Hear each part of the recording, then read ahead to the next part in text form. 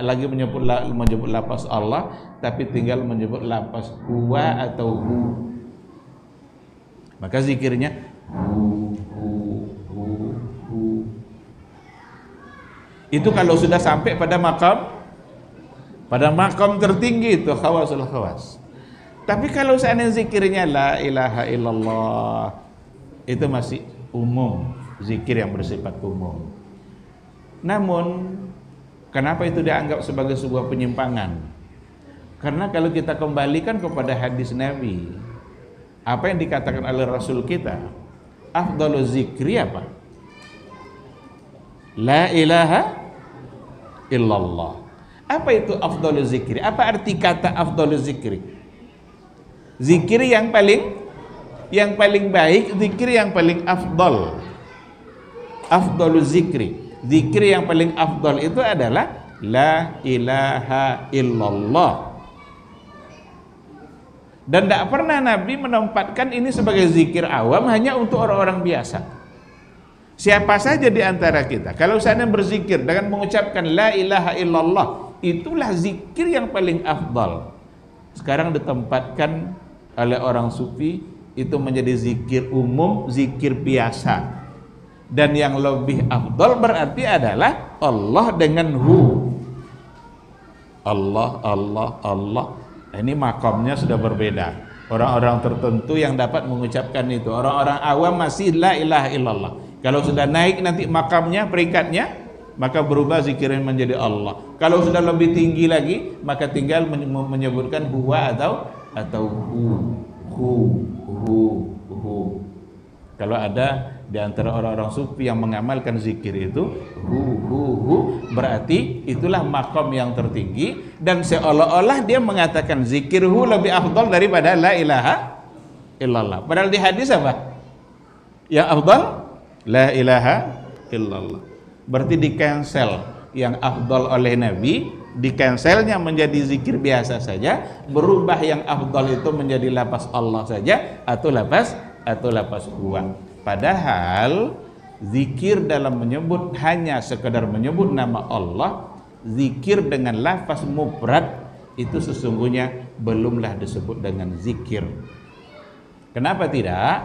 Karena yang namanya zikir itu adalah memuji dan menyebut-nyebut kebesaran Allah. Kita kalau memuji seseorang, umpama ada orang yang ingin kita puji, kita sebut kelebihannya, apakah kita menyebut namanya saja?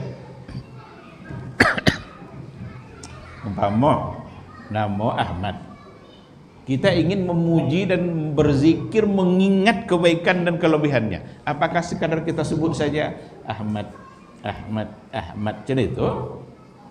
Nah, tapi kita sebut kelebihannya. Apa kelebihannya? Ahmad yang apa umpama? Ahmad yang dermawan, Ahmad yang penyayang ke anak-anak umpama, Ahmad yang ada pujiannya, itu baru disebut memuji. Maka kalau kita tengok bagaimana zikir memuji Allah, itu selalu ada pujian, baik di awal maupun di akhir. Di awal umpamanya subhanallah, ada subhannya, maha suci Allah. Maha suci Allah inilah yang membuat kita berarti mengagungkan Allah. Atau pujiannya ada di ujung, Allahu Akbar, Allahu la ilaha illa huwa, Allahu samad, la ilaha illallah. Jadi setiap ada zikir menyebut nama Allah selalu ada pujiannya, baik di awal sebelumnya atau sesudah. Itu yang zikir.